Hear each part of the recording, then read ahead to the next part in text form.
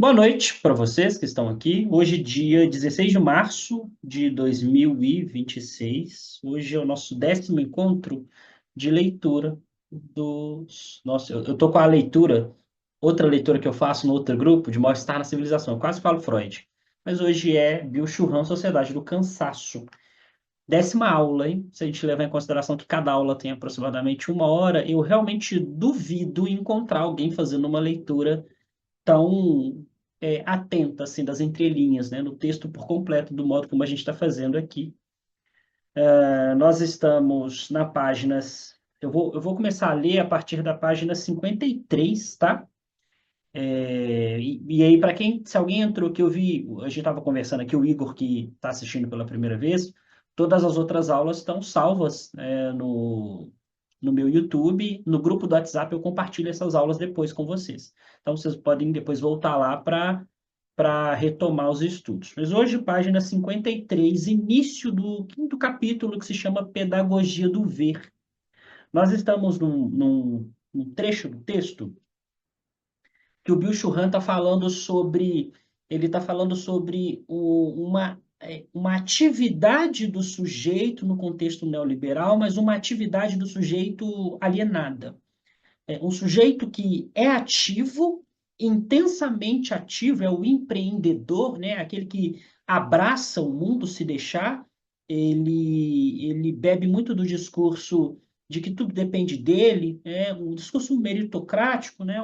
A construção neoliberal vende esse discurso, e esta atividade com uma ilusão de liberdade faz com que esse indivíduo entre no estado de produção, produção, produção. O consumo também está ali, né? Produção e consumo.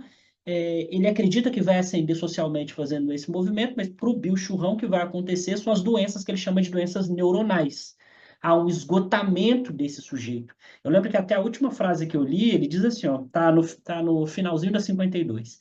Em vez de liberdade, ela acaba gerando novas coerções, né? Em vez desse discurso, de fato, ser livre, ele é coercitivo. Só que é uma coerção mais sutil, já que agora é você que se cobra, é mais efetivo, né? Você não está sendo controlado de fora, é você que se controla. Você é seu chefe. Aí, naquele estado de ócio, que você não está fazendo nada, você tem remorso porque o seu concorrente está trabalhando e você não, ele está ganhando muito dinheiro e você não, você compra esse discurso e aí entra no estado de produção, produção e esgotamento físico acaba ficando por sua conta, né? A doença vem, né? A depressão, a ansiedade, o burnout, o que o Bill Churran descreve aqui. Então, e é a frase famosa que se segue depois, né? É uma ilusão acreditar que quanto mais ativos nos tornamos, tanto mais livres seríamos. Na verdade, dentro desse contexto que ele está propondo enquanto crítica, né, de criticar o neoliberalismo, quanto mais atividade você propõe para a sua existência, mais alienado você é. Porque você acredita no discurso neoliberal da produção excessiva, que isso vai te tirar da miséria, quando, na verdade, a única coisa que vai acontecer é te levar para um estado das doenças neuronais. É só pensar, por exemplo, das pessoas que, no Uber, por exemplo, né? Não sei se você já viu nesses casos, mas tem gente que roda 16 horas por dia, 17 horas por dia, 18 horas por dia. Isso é insano, isso é desumano, de uma perspectiva de corpo mesmo, de resistência.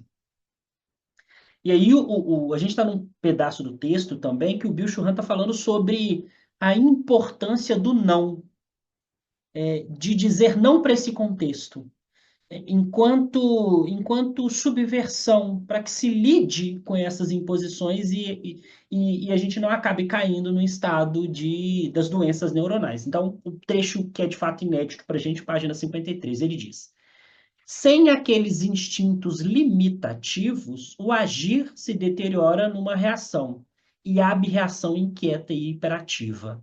A atividade pura nada mais faz do que prolongar o que já existe. Essa atividade pura, aqui só um ponto, né? Essa reação, essa abreação, ele está comentando algo que a gente viu na aula passada do reativo. O que é o reativo, o sujeito reativo? A reação, geralmente ela é automática. Inclusive, ele cita o Nietzsche, que o Nietzsche trabalha esse conceito. Ser reativo geralmente é um ser que não pensa. Ele age reativamente. Esse estado reativo do não pensar te tira de pensar criticamente sobre essas imposições. E aí você, por exemplo, bebe o discurso neoliberal por reação a este discurso de liberdade que está sendo colocado para você, você não pensa criticamente sobre essa construção e acaba vivendo essa existência massificada. Então, veja, a atividade pura nada mais faz do que prolongar isto que já existe. E aí ele diz: uma virada real para o outro pressupõe a negatividade da interrupção. É preciso parar, inclusive aqui na dimensão do tempo, sabe? É preciso parar. É claro que ele está apontando até mesmo o modo como nós olhamos problematicamente para o tempo nessa sociedade neoliberal, porque tempo é dinheiro, e a gente não pode parar, mas é preciso parar. É preciso deste tempo para olhar criticamente para esses atravessamentos. É preciso, inclusive, pensar especificamente na saúde. A gente precisa de tempo para fazer esse movimento. Ele diz, ó, só por meio da negatividade do parar interiormente, o sujeito de ação pode dimensionar todo o espaço da contingência que escapa a uma mera atividade. Olha só o tempo, só o não que te permite parar e, portanto, ter tempo para analisar, né, que esse sujeito da ação pode dimensionar todo o espaço da contingência. O que significa isso? O sujeito alienado, vivendo reativamente, sem olhar criticamente para a existência, sem dizer não, né? Por isso que ele usa a expressão sociedade positiva, é o contrário de dizer não. Sem dizer não, neste indivíduo positivamente estimulado à produção e consumo, ele não enxerga a vida contingencial. Ele não enxerga a vida contingencial. Ele enxerga uma vida, na verdade, ele não enxerga, né? Ele existe em uma vida mecânica. A vida dele é mecanizada. Ele simplesmente está reproduzindo ali um estado mecânico de existência que a gente pode dizer que é um consumo acrítico do próprio tempo e, portanto, da própria existência. Esse sujeito quase não existe, ele não é ele, né? Ele só está reproduzindo esse estado de produção e consumo de maneira alienada. Então, é isso que ele diz, ó. O sujeito de ação pode dimensionar, quando ele usa o não, né, ele pode dimensionar todo o espaço da contingência. Quando ele fala não para esses atravessamentos, o que é a contingência em filosofia? É a possibilidade. A sua vida pode ser isto ou aquilo outro. E somente dentro de um contexto de consciência que você dimensiona a contingência. E que você vai ver as possibilidades da sua existência. Se você está vivendo mecanicamente alienado, você não olha para a vida contingente. Você está alienado pelo discurso neoliberal. Então, o sujeito de ação pode dimensionar todo o espaço da contingência que escapa a uma mera atividade mecânica. É preciso dizer não. É bem verdade que o hesitar não representa uma ação positiva, mas é indispensável que a ação não decaia para o nível do trabalho, né? Quer dizer, hesitar não é positivo porque primeiro você está parando para pensar, você não está agindo ainda. Você não está derrubando o sistema, por exemplo, né? Você não tá subvertendo a coisa. Mas é importante, compreende? Porque, veja, mesmo se esse for o caso, se você for derrubar o sistema, você precisa compreender o que é o sistema. Você precisa entender a estrutura de como ele funciona para saber onde você pode tentar quebrar esse sistema. A subversão, portanto, depende de consciência sobre aquilo que se pretende subverter. O Marx, por exemplo, não falava de consciência de classe, entender o teu contexto de sujeito dentro de uma estrutura social. É sobre isso, né? Então é isso que ele está dizendo. Ó. É bem verdade que o hesitar não representa ainda uma ação positiva, mas é indispensável para que a ação não decaia para o nível do trabalho, desse trabalho alienado. Hoje vivemos em um mundo muito pobre de interrupções, pobre de entremeios e tempos intermédios. A importância, portanto, do não para que se tenha tempo para pensar. No aforismo, a principal carência do homem ativo, escreve Nietzsche. Aqui ele vai fazer uma crítica, aqui umas 2 aulas para trás, quando ele estava criticando o homem ativo da Hannah Arendt. Lembram? A Hannah Arendt propõe um homem ativo que não seja contemplativo, porque ela está fazendo uma crítica muito específica à contemplação. Não vou retomar aqui 2 aulas para trás. Então ele vai retomar só o aspecto da crítica a este ser ativo, mas que é ativo sem olhar crítico. Só é ativo. E ele cita o Nietzsche para fazer isso. Aos ativos faltam usualmente a atividade superior. E nesse sentido, eles são preguiçosos. Os ativos rolam como rola a pedra, segundo a estupidez da mecânica. Então, veja, um reforço sobre uma existência mecânica. Então, de certa forma, aqui, uma possibilidade de se lidar com os atravessamentos de uma sociedade do cansaço, do desempenho, é o tempo, e, portanto, o tempo enquanto ferramenta para se pensar criticamente sobre essa existência mecânica e, dentro dessa construção, se possível, romper com essa existência mecânica. Ele diz: há diversos tipos de atividade. A atividade que segue a estupidez da mecânica é pobre em interrupções. Né? Enfim, dando continuidade à argumentação. A máquina não pode fazer pausas. Né? Se esse indivíduo vive mecanicamente, não tem pausas. Apesar de todo o seu desempenho computacional, o computador é burro na medida em que lhe falta a capacidade para hesitar. No empuxo da aceleração geral e da hiperatividade, desaprendemos também a ira. Aqui ele vai introduzir um outro ponto na argumentação. Quando a gente vive essa existência acelerada, hiperativa, a gente perde, olha só o que ele diz, a gente perde a ira. Olha como ele constrói o argumento. A ira tem uma temporalidade bem específica, que não se coaduna com a aceleração geral e com a hiperatividade. Essa não admite nenhuma folga temporal. O futuro se encurta em uma atualidade prolongada. Falta-lhe qualquer negatividade que permitiria olhar para o outro. Isso ele descrevendo o indivíduo na existência mecânica. Reparem, não admite nenhuma folga temporal, o futuro se encurta numa atualidade prolongada, falta-lhe qualquer tipo de negatividade, não sabe dizer não. Né? Na verdade, ele não tem nem consciência para dizer não. E aí ele vai dizer: a ira, ao contrário, coloca definitivamente em questão o presente. Porque quando você está com a ira, né, esse estado de raiva, mas é uma raiva muito específica, você coloca em xeque este presente que te leva a esta condição. Né? É um estado que te permite criticar o que te leva a estar com raiva. Então, veja, a ira, ao contrário, coloca definitivamente em questão o presente. Ela pressupõe uma pausa interruptora do presente. É nisso que ela se distingue da irritação. Então, olha só, ele está separando a ira da irritação. Porque, veja bem, a irritação, o que ele está dizendo é o seguinte: a irritação é uma irritação sem consciência. Eu vou dar um exemplo bem bobo, tá? Ah, eu tenho irritação a alguma coisa que eu como. Eu como me faz mal. Eu sei o que é? Não sei. Alguma coisa me faz mal. Eu tenho síndrome do intestino irritável. Já ouviram essa doença, né? Você come alguma coisa que te faz mal. Você não sabe exatamente o que que é.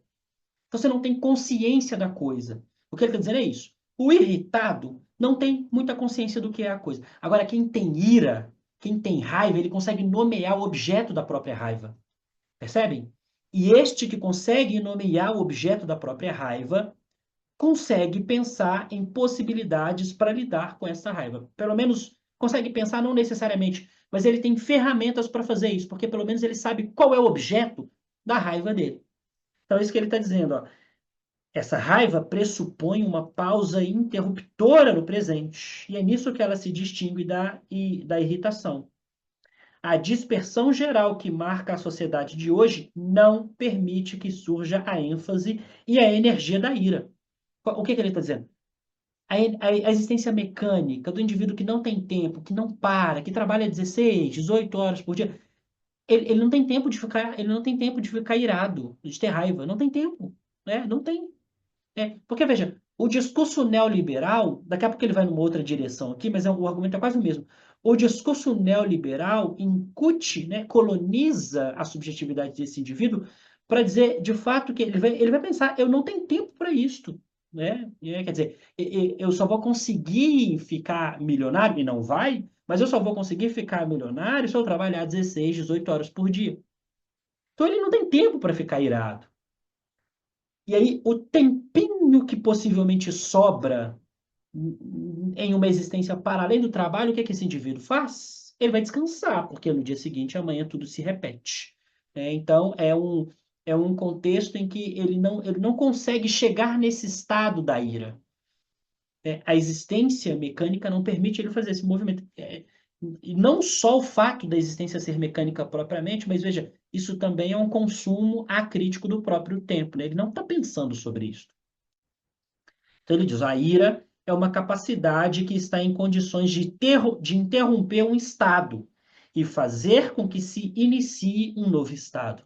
A ira aqui pode ser, por exemplo, um primeiro momento de subversão disso que me coloca em ira. Hoje, cada vez mais ela cede lugar à irritação, ao enervar-se, que não podem produzir nenhuma mudança decisiva. Então, o irritado não muda nada. Quem tem raiva muda. E esse é o ponto. O irritado ainda ele está numa dimensão da ignorância, da alienação. Eu estou irritado, mas eu não sei te dizer o que que é.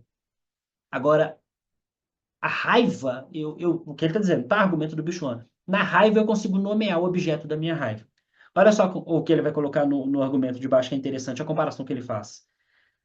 Assim, irritamo-nos também por causa do inevitável. A irritação está para a ira, como o medo está para a angústia. Então, ele separa irritação e ira, são coisas diferentes, e ele vai dizer medo e angústia são coisas diferentes. E ele está se referenciando em quem para dizer isso? Os existencialistas, de modo geral, dizem que medo e angústia são coisas diferentes. E por quê? Já que cita aqui os conceitos, né? Porque tendem-se geralmente a colocar medo e angústia como sendo a mesma coisa, né, nos existencialistas, mas não são. A angústia é o afeto da contingência. Ele vai falar sobre isso na sequência do texto, né, mas já estou explicando. A angústia é o afeto do possível. A angústia é aquilo que eu sinto quando eu tenho consciência que eu tenho que fazer escolha. Eu tenho, existencialmente falando, tem este caminho, este e este. Temos 4 caminhos possíveis. Aqui um exemplo. Qual o caminho que eu vou tomar? Eu vou o caminho A, o B, o C ou o D. A gente então pensa sobre o caminho que eu devo fazer. A angústia vem por fazer escolhas. Porque ao ter que fazer escolha, eu penso, se eu fizer esse caminho, e se ele der errado lá na frente? E se na verdade eu tivesse que fazer o caminho B e não o C? Então, a angústia é o afeto que revela o fato de que eu tenho que fazer escolhas. E a angústia também é o afeto que revela o fato de que eu sou responsável por essas escolhas. Eu fiz esse caminho e não fiz esse. Se der ruim lá na frente, a culpa é minha porque eu fiz esse caminho. Então, veja, a angústia, neste contexto, não é, por exemplo, uma doença. Ela é uma condição de subjetividade que está atrelada ao fato de que temos que fazer escolhas. Certo? Isso é angústia. Afeto da contingência. O que é o medo para os existencialistas? O medo é o medo sobre um objeto real. Um objeto que existe, que de fato eu posso nomear, eu posso apontar. Porque, veja, a angústia, como eu disse para vocês, é o afeto da contingência, é o afeto da possibilidade. Eu falei caminho A, B, C e D. O que que tem no caminho A? Eu não sei. O que que tem no caminho B? Eu não sei. Eu vou fazer a escolha e no movimento de fazer a escolha, pós-escolha, é o que eu vou ver o que que tem lá. Mas a escolha não me permite ainda ver o que que tem na coisa propriamente. Percebe? Quando eu falo contingência, a própria definição da palavra é possibilidade. O que que é a possibilidade? Eu não sei, é possibilidade. Então, a angústia, o afeto, angústia, é uma coisa um tanto quanto indeterminada. O medo não. O medo é completamente determinado. Eu tenho medo de cachorro, eu tenho medo de aranha, eu tenho medo de passarinho. Eu consigo nomear o objeto. Tenho medo de altura. Eu consigo apontar na cara do objeto. Então, veja, medo e angústia são coisas diferentes. E o que ele está dizendo aqui, só para justificar, é isso. A irritação está para a ira, assim como o medo está para a angústia. São coisas diferentes. E ele vai explicar na sequência do texto. Contrariamente ao medo, que se refere a um objeto determinado, como eu expliquei, a angústia está referida ao ser como tal. E o que é o ser como tal? É contingência, somos pura contingência. O que significa isso? Significa que a gente faz escolha o tempo todo. O tempo todo fazemos escolhas e, portanto, somos angustiados na base, ontologicamente. Desde escolhas simples até explicar esse trecho para vocês de um jeito que me apareceu na cabeça aqui agora e não de outro. Na verdade, isso não é relativamente simples, né? Eu fiz parecer que é fácil, não é, me perdoem. Mas, enfim, de escolhas simples de escolher a caneta azul ou vermelha, a escolhas complexas, sei lá, numa cirurgia, dentro de uma urgência específica na cirurgia, escolher seguir este caminho ou outro caminho. Mas temos que fazer escolhas o tempo todo. E isso é angustiante. Arcar com as consequências dessas escolhas também é angustiante. E ele diz: também a ira não se refere a um único estado de coisas. É o que eu disse do exemplo da síndrome do intestino irritável, né? Exemplo bem estranho, né? Mas enfim, veja, a ira não se refere a um estado de coisas, ela nega o todo, né? Nisso consiste sua energia da negatividade. Especificamente porque, nesse caso aqui, quando eu estou irado, dentro do contexto do Bill Churran sobre o neoliberalismo, o modo como o Estado nos atravessa, o modo como ele imputa esse indivíduo ser produtivo, é sobre o todo, percebe? É uma ira sobre o modo como o todo se organiza e me obriga a ser desse jeito. Isso quando acontece o estado de consciência e me permite ficar irado. Porque eu consigo nomear, é o Estado que faz isso. É o neoliberalismo que faz isso. Essa narrativa de ser livre, que eu consigo nomear a coisa. Na irritação eu não consigo. Aí, repito, né? Aí vem a síndrome do intestino irritável. O intestino se irrita por alguma coisa que eu comi. O que foi exatamente que me fez mal? Eu não sei. A irritação, eu não consigo nomear na irritação o que é a coisa. Na ira eu consigo nomear. E sabendo o que é a coisa, eu posso subverter ela. E aí ele vai, logo abaixo, ele vai ainda desenvolvendo essa argumentação, ele diz assim, ele vai citar um filósofo, o George Agamben, que é um pós-marxista, ele cita assim, ó, Agamben passa ao largo dessa positividade crescente, né? Ele está criticando o Agamben, que ele não consegue perceber, segundo ele, né, Bill Churran, o Agamben não consegue perceber essa construção que o Bill Churran está defendendo. Contra seu diagnóstico de que o estado de exceção se estende para um estado de normalidade, perdão, a positivação geral da sociedade hoje absorve todo e qualquer estado de exceção.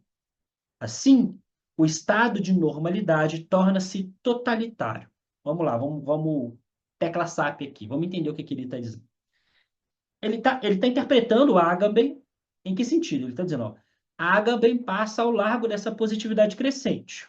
O Agamben fala sobre estado de exceção dentro de um contexto em que a estrutura de um Estado capitalista, e aí quando eu falo Estado capitalista aqui, pensem no modelo político e econômico alinhado na construção, e portanto não é só o capital no seu funcionamento econômico, mas o Estado enquanto estrutura de poder, de governo, alinhado a este capitalismo. Lembrando que para o marxismo, o Estado nasce em apoio a existência do capitalismo. Quer dizer, o Estado é burguês. Né? O Estado tem a função de garantir na segurança a existência do capitalismo. E aí o Agamben diz, aqui, interpretação do Bill Churran, que o estado de exceção é o modo como este estado político, econômico, gera, dentro desse estado de exceção, crises. Olha só, as crises são geradas para que no estado de exceção, esse estado burguês possa usar da força para ter controle sobre o modo como as coisas funcionam. E neste movimento de controle, ele consegue fazer as coisas funcionarem como ele quer que as coisas funcionem. O que o Bill Churran está dizendo é que isso não acontece necessariamente desse jeito. Ele diz, ó, contra o seu diagnóstico de que o estado de exceção se estende para o estado de normalidade, já que desse estado de exceção é, possivelmente, isso é o centro do pensamento marxista, tá?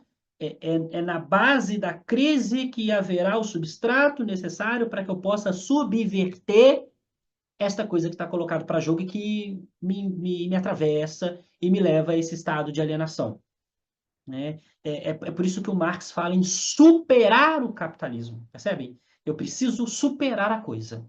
Então, a subversão passa necessariamente por passar por cima disso que está sendo colocado para jogo. O que o Bill Churran está dizendo é olha só o que ele coloca na sequência, ó. A positivação geral da sociedade hoje absorve todo qualquer estado de exceção. Não tem como ter estado de exceção. Então, olha só, vamos lá, resumir. Agamben diz, dentro de um contexto marxista, que o estado de exceção, dentro do pensamento marxista, vai levar a uma normalidade, porque é o pensamento marxista pensar na subversão, neste substrato. Eu preciso, né, de alguma forma, deste contexto aqui para ir para a revolução. Eu preciso superar isso aqui. O que o Bill Churran está dizendo é a positivação. O modo como a estrutura da sociedade se faz hoje, esse modelo positivo, a positivação geral da sociedade hoje absorve todo e qualquer estado de exceção. Não tem tempo. A pessoa trabalha 18 horas por dia. Que estado de exceção? Em que momento esse indivíduo vai pensar? Porque aqui tem dois pontos também, tá? E aí talvez pode ser até um modelo de crítica para alinhar esse debate que se coloca entre Bill Churran e estado de exceção de um lado, e Agamben de um lado. Porque é um estado de exceção que se coloca a partir do sujeito, que é um pouco do que o Bill Churran está colocando aqui, e o Agamben está falando de estado de exceção que se coloca a partir do Estado. Do Estado no sentido do capital, que controla a estrutura por crises, e a própria revolução do proletariado, que não deixa de ser um estado de exceção, né? Em que você vai tomar o controle por força, por rigidez, você toma o controle, né? O socialismo não é etapa para o comunismo, você toma o controle, você toma os meios de produção. Então, o Estado forte ali tem um estado de exceção dentro do processo de transição para o comunismo. Só que o que o Bill Churran está colocando, ó, a positivação geral da sociedade hoje absorve todo e qualquer estado de exceção. Assim, o estado de normalidade que poderia vir aí, né, poderia de fato subverter este capitalismo impositivo, na verdade se torna totalitário. Por quê?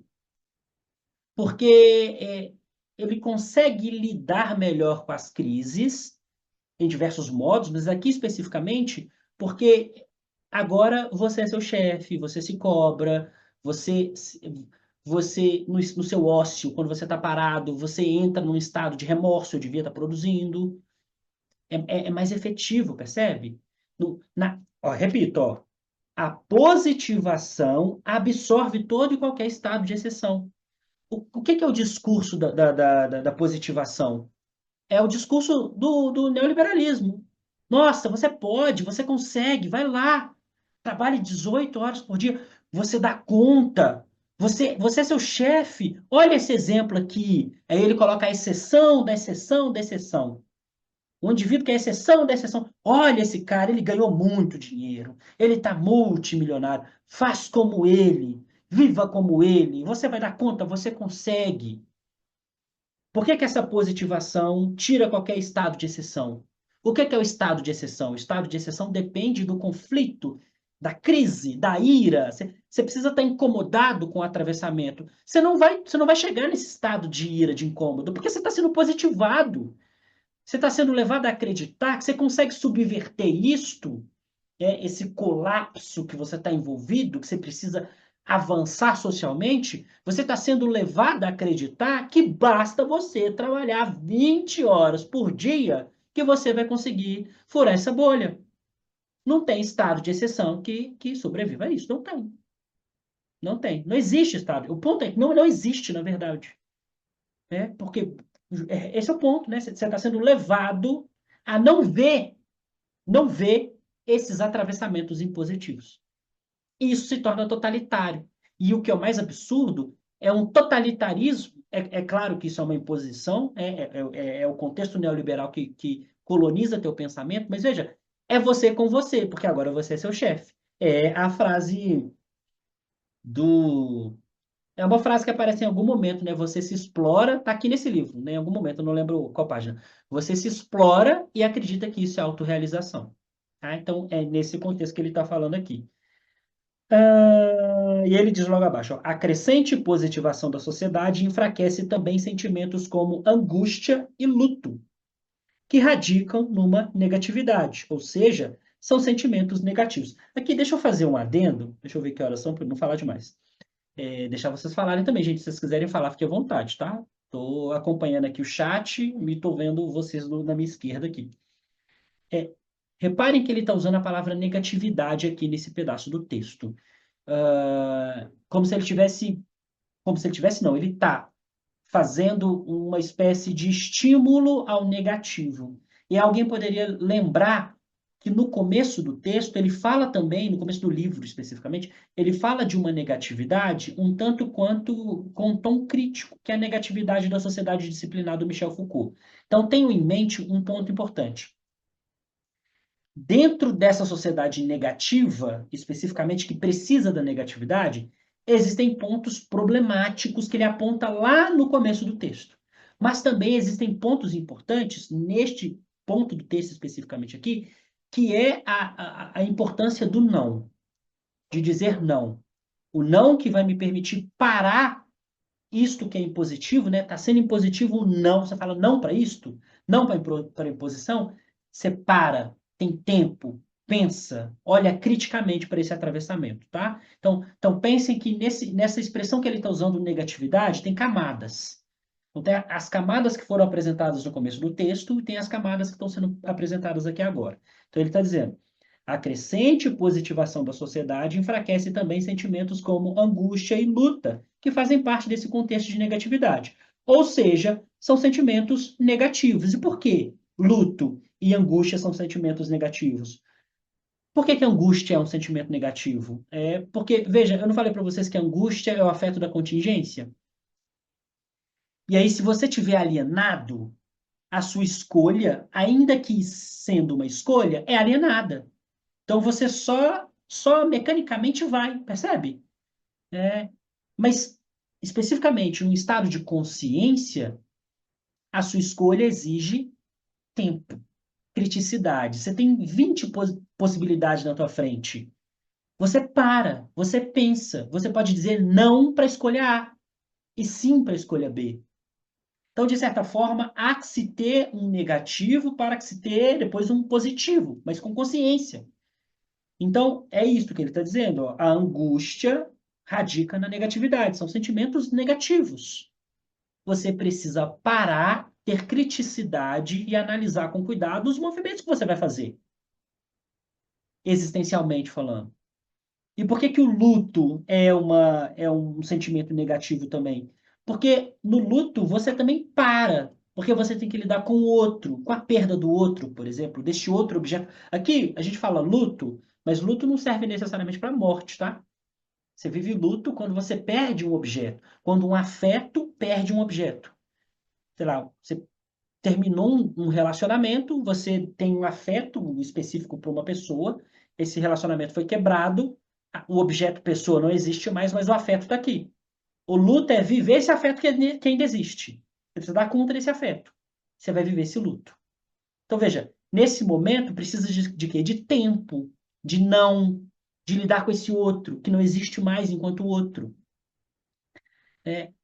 O que seria o contrário? Isso é negativo, percebe? Lidar com esse outro, parar a tempo, lidar com esse outro. Isso é negativo. Se não houvesse isto, a existência mecânica atropelada, você não ia viver o luto. Você não ia viver esse momento que precisa ser vivido. Precisa ser atravessado, enquanto afeto que te atravessa, que tem vínculo com esse objeto. Então, é isso que ele está dizendo. Ele até coloca uma nota de rodapé. Ó.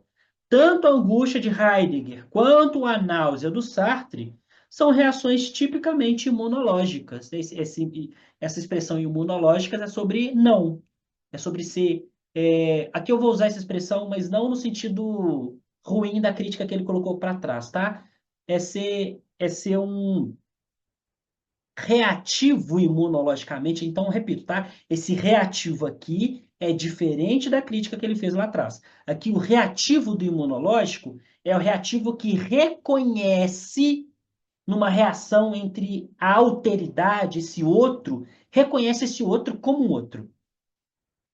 Na imunologia não tem isso, né? As células de defesa reagem ao antígeno. Nessa reação, eu reconheço esse outro. É disso que ele está falando. Então, tanto a angústia do Heidegger quanto a náusea do Sartre são reações tipicamente imunológicas.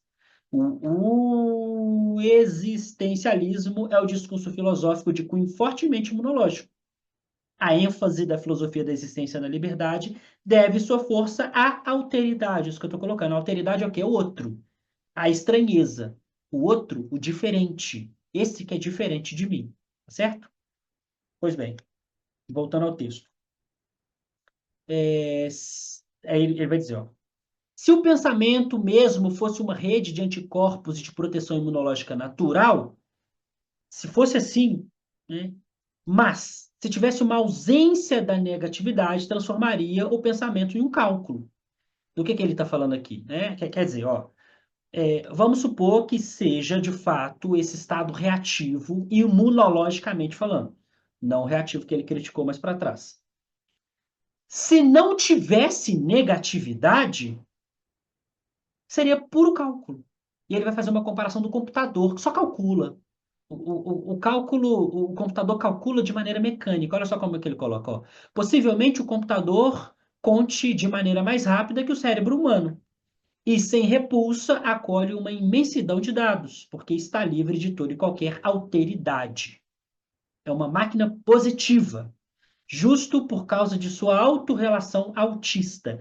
Autista aqui talvez seja uma palavra infeliz, eu não sei, eu até procurei o original para ver qual palavra era colocada, talvez a tradução fique infeliz, né, no texto aqui. Mas o que ele está querendo dizer é que a máquina, o computador, ele não se preocupa, não existe uma relação do computador com as pessoas e com o ambiente. Há uma dificuldade, um muro entre o computador e o ambiente. Então, veja, é uma máquina positiva, justo por causa da sua autorrelação autista, por causa da sua falta de natividade, né, que gera desempenhos que só seria capaz de realizar uma máquina computacional. Isso aqui ele vai fazer uma comparação no sentido de um indivíduo que não tem negatividade, que não consegue dizer não, que não consegue, neste estado imunológico, reconhecer o outro, o diferente. Porque, veja bem, o que que a sociedade positiva faz? Né? Por que tudo isso? Né? Onde está o discurso neoliberal nisso aqui? O que que a sociedade positiva faz? Ela homogeneiza todo mundo. Ela homogeneiza todo mundo. Qual que é o ponto disso? Quando você tem muitos problemas, né? Quando você homogeneiza todo mundo, você tira a singularidade do sujeito. Não há singularidade. Porque veja, o que é positivar? É dizer que você, vivendo no contexto neoliberal, pode ser tão rico quanto aquele outro sujeitinho lá. Aquele lá que ele deu como exemplo, que é a exceção da exceção. Então, todos vocês aí, podem ser multimilionários. Basta seguir o mesmo modelo de padrão existencial que aquele camarada fez. Trabalhem 16, 18 horas. Produzam, produzam, produzam. Olha só, estou homogeneizando todo mundo com um modo de ser, uma existência mecânica. Esse indivíduo homogeneizado mecanicamente, que vive mecanicamente, o que ele não é? Ele não é negativo, ele não sabe dizer não, ele não reconhece o outro nas suas singularidades, nas suas diferenças. Ele não consegue, por exemplo, ver que nessa singularidade, nessa diferença, aquele outro que é a exceção, quando você vai analisar com calma, os pais já tinham dinheiro, já estudou num contexto que permitiu ele fazer movimentos muito específicos, nesse contexto meritocrático. Ele está na frente de um tantão de gente. O discurso neoliberal não te permite ver isso, te aliena diversas construções. Você não consegue dizer não, porque você não consegue perceber essas construções. É isso que ele está dizendo, né? É sobre isso que ele está colocando aqui. Ele está fazendo essa comparação com esse sujeito que é o computador. O sujeito alienado é o computador. Ele simplesmente está operando ali mecanicamente uma existência, porque ele foi levado a acreditar que fazendo aquilo, ele vai ascender socialmente. Ele vai dizer mais embaixo, ó, no empuxo daquela positivação geral do mundo, tanto o homem quanto a sociedade se transformam numa máquina de desempenho autista. É isto, ó. No empuxo daquela positivação geral do mundo, homogenizo todo mundo, digo esse positivar, eu digo, olha só, você pode, você consegue, você dá conta, copia o indivíduo lá. O indivíduo nasceu em berço de ouro, ele não está vendo isso. Repita, meritocraticamente, aquele indivíduo está à frente de muitas pessoas. Socialmente falando, ele é um privilegiado. Só que o indivíduo que está alienado não enxerga, porque ele está alienado. O discurso é que ele só dá conta de fazer aquilo. Então, no empuxo daquela positivação geral do mundo, tanto o homem quanto a sociedade se transformam numa máquina de desempenho. Produção, produção, produção. Ele usa de novo a palavra autista, justamente para fazer essa ênfase de uma não relação com as pessoas, com o ambiente, com o outro, com o diferente. Simplesmente, simplesmente um indivíduo que mecanicamente existe dentro daquela construção. Repito, acho que essa palavra está um pouco, não sei, ela poderia ter sido usada outras palavras para construir esse trecho do texto. Por isso que eu tentei buscar no original para ver se foi tradução, se o Bill Churran de fato usou essa palavra, mas enfim, é isso que ele estava querendo dizer. Aí ele vai dizer, deixa eu ver as horas. Bom, vamos lá. Quero pelo menos terminar esse capítulo. Poderíamos também dizer que precisamente o esforço exagerado por maximizar o desempenho afasta a negatividade. Por quê? Porque a negatividade atrasa o processo de aceleração. Olha só que interessante, esse pedaço é muito interessante, ó. Poderíamos também dizer que precisamente o esforço exagerado para maximizar o desempenho afasta a negatividade. Há uma retroalimentação negativa aqui. Em que contexto? Ó? Porque a negatividade, atrasa a aceleração. Do que ele está falando? No contexto neoliberal, eu quero produção e produção e produção e produção. Eu preciso acelerar isso, eu preciso produzir. Né? É só na produção. Quando eu falo produção, repito, na verdade, é produção e consumo. Produção e consumo, produção e consumo, produção e consumo. Esse estado acelerado das coisas seria dificultado pela negatividade. Se tivesse negatividade, se tivesse um sujeito olhando criticamente para o mundo como ele está estruturado, uma hora ou outra ele ia falar: pera, não, calma, deixa eu pensar sobre isso. Deixa eu ver se esse atravessamento faz sentido. Deixa eu ver se isso que me atravessa me permite uma existência de fato digna, autônoma, que materialmente me sustenta. Mas qual que é o ponto? O modelo neoliberal não quer isto. Porque quando você para criticamente e fala não, você desacelera o modelo de produção e consumo, de produção e consumo. Você para a máquina. A criticidade para a máquina. Por isso que os modelos de alienação impedem um olhar crítico sobre a estrutura. Não é o que a indústria cultural postulou?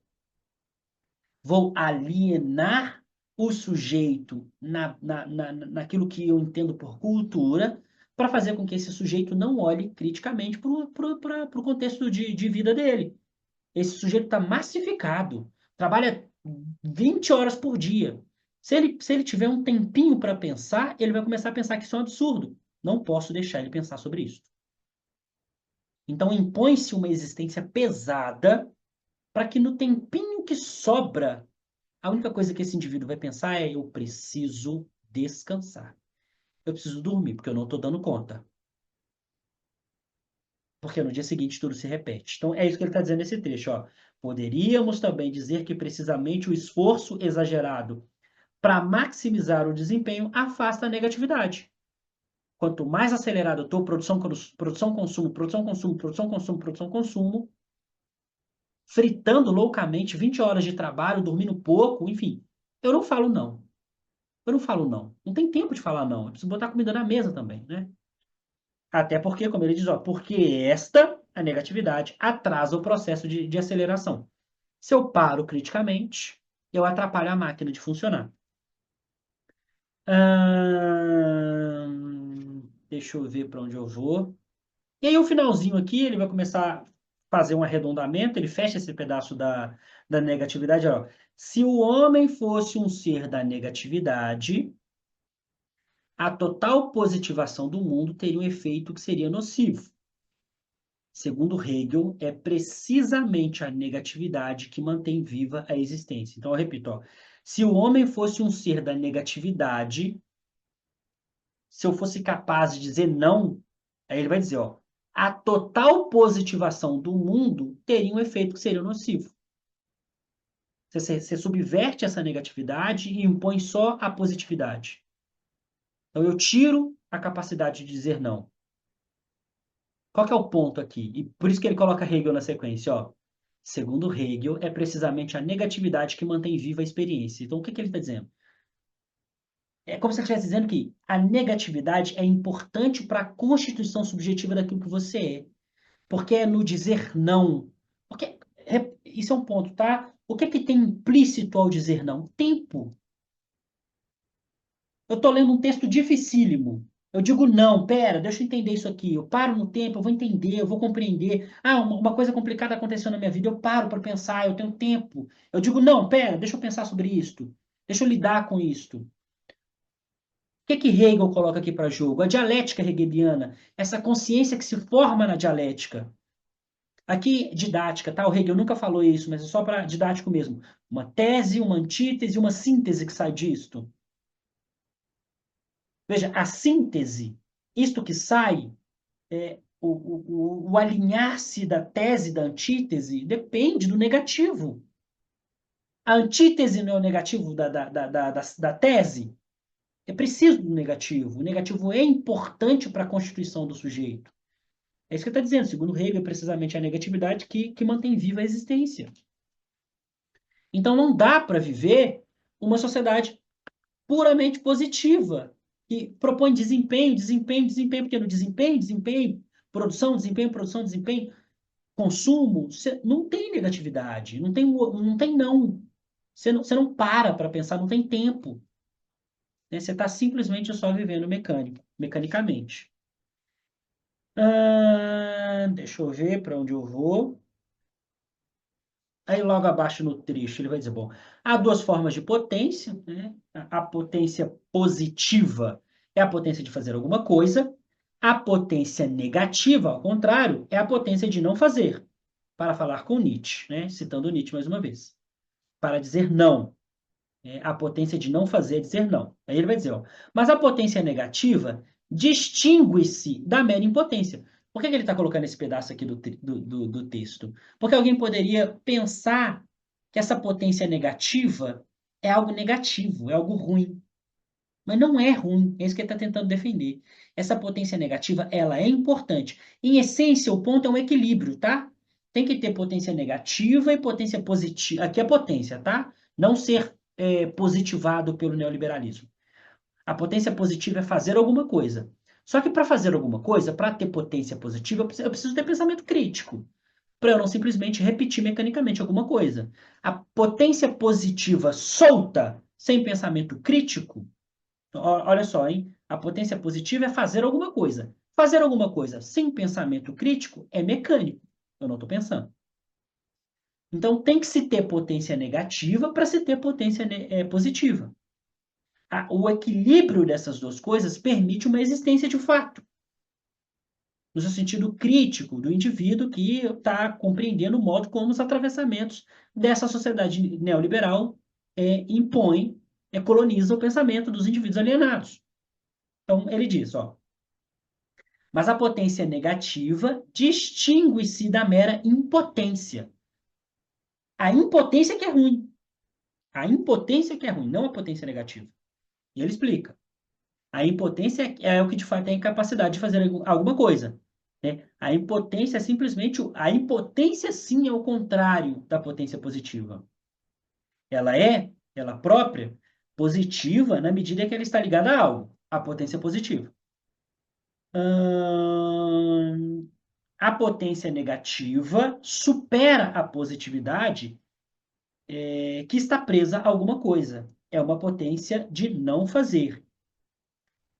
Se desprovidos da potência negativa de não perceber, possuíssemos apenas a potência positiva de perceber algo, a percepção estaria irremediavelmente exposta a todos os estímulos e impulsos insistentes e intrusivos. É o que eu acabei de falar, olha só. Se desprovidos da potência negativa de não perceber, possuíssemos apenas a potência positiva de perceber algo, a percepção estaria irremediavelmente exposta a todos os estímulos e impulsos insistentes e intrusivos. Ele está dizendo o seguinte: se existisse somente o positivo, a potência positiva, eu estaria exposto somente aos estímulos e impulsos. E muito provavelmente, esta positivação iria me propor uma existência mecânica. Mas é preciso, veja-se, eu estou desprovido da potência negativa. Eu preciso da potência negativa justamente para dizer não.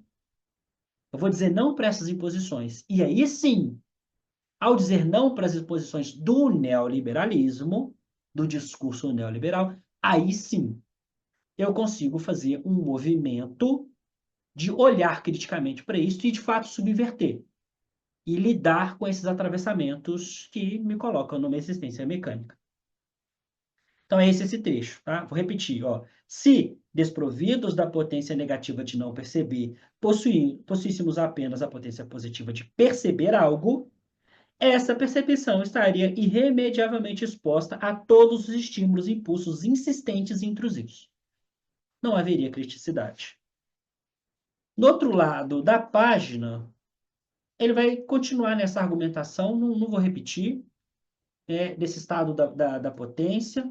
Ele vai falar da importância, de fato, do olhar crítico e, portanto, do não, para que eu possa fazer esse movimento de subversão desses atravessamentos do neoliberalismo que me impõe uma existência mecânica.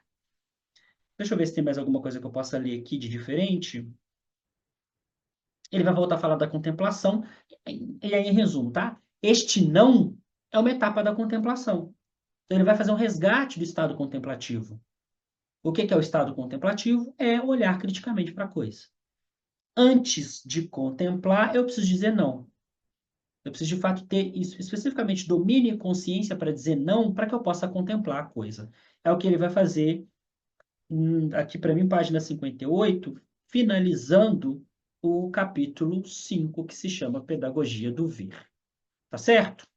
Deixa eu voltar aqui para o todo, deixa eu desmarcar, porque eu estou aparecendo centralizado.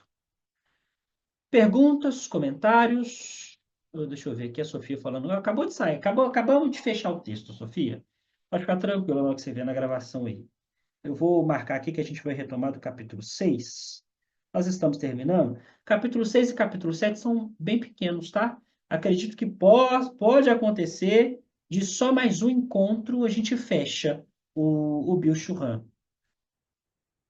Perguntas, comentários, dúvidas? Algum apontamento? Podem ficar à vontade. Se não, qualquer dúvida que apareça, porventura, depois, pode me chamar no WhatsApp, não tem problema, no meu privado mesmo, a gente conversa. Se eu demorar a responder, é porque muito provavelmente eu estou dando uma aula, eu estou atendendo, né? Mas assim que eu ver, assim que possível, eu respondo vocês, tá bom? É isso. Obrigado pela presença de vocês. Eu Oi, vejo Pablo, é vocês. Cíntia. Oi, Cíntia, você está aí? Nem vi que você estava aí. Tô escondida. Tá, deixa eu te perguntar uma coisa. Pode falar. Quando ele começa o texto que tu leu hoje, que ele começa a falar justamente dessa parte do ser que não consegue dizer não e quase objetificado, assim, enfim. Para quem que ele escreve isso?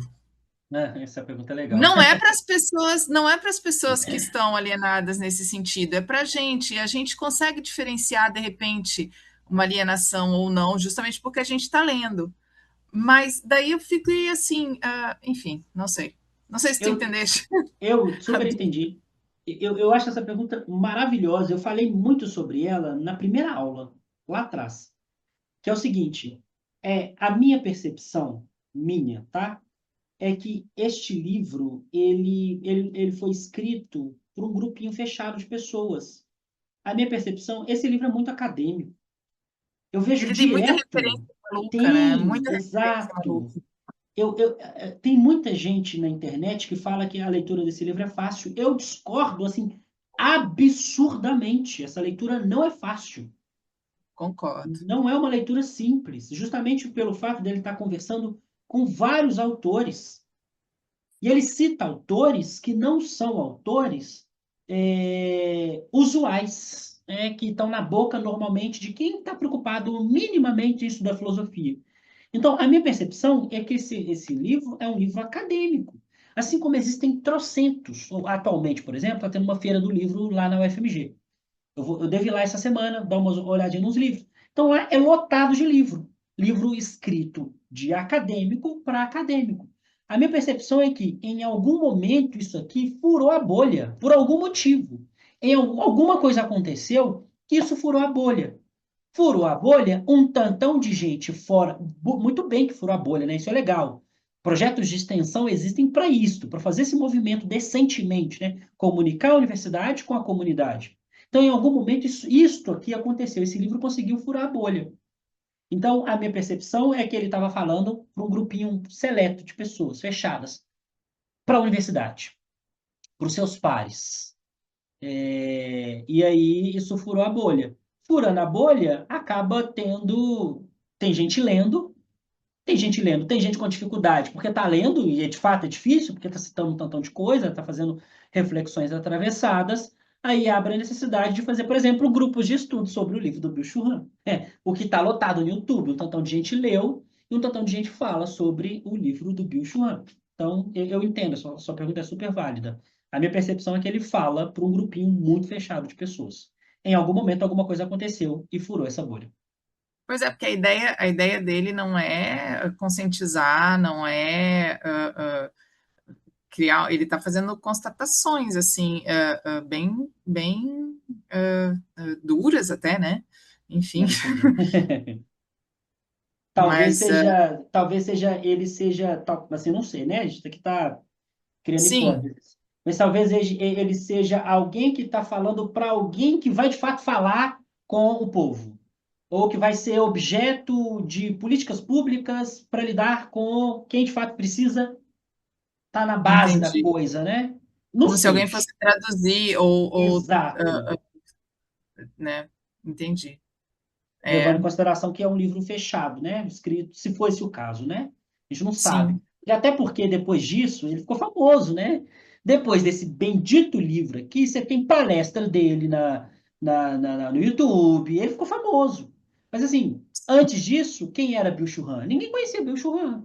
Era um professor acadêmico, como existem trocentos outros.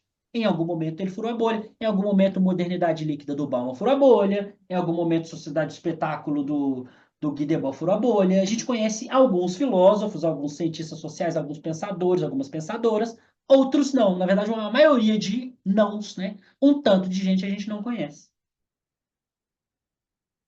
Beleza, obrigada, prof. Show. Quem mais, gente? Mais alguma pergunta? Pode ficar à vontade. Show. Então a gente fica aqui, capítulo 6 daqui a 2 semanas. Eu vou colocar só o 6, mas eu vou tentar fazer o 6 e o 7 daqui a 2 semanas. A gente acabando o livro daqui a 2 semanas. Por que que eu não vou ler os anexos, tá? Porque vocês vão perceber que tem anexos aí, para além do capítulo 6 e o 7. Os anexos vão continuar no mesmo contexto, mas vão numa outra direção. Acho que não vale a pena agora. Eu vou ler só o que de fato é o livro Sociedade do Cansaço. Aí, finalizando o livro, a gente pensa nos próximos passos, seja o estudo solto de um tema ou uma nova leitura, tá bom? Um abraço para vocês, bom descanso, boas reflexões e eu vejo vocês na próxima. Até breve. Valeu, Juliana.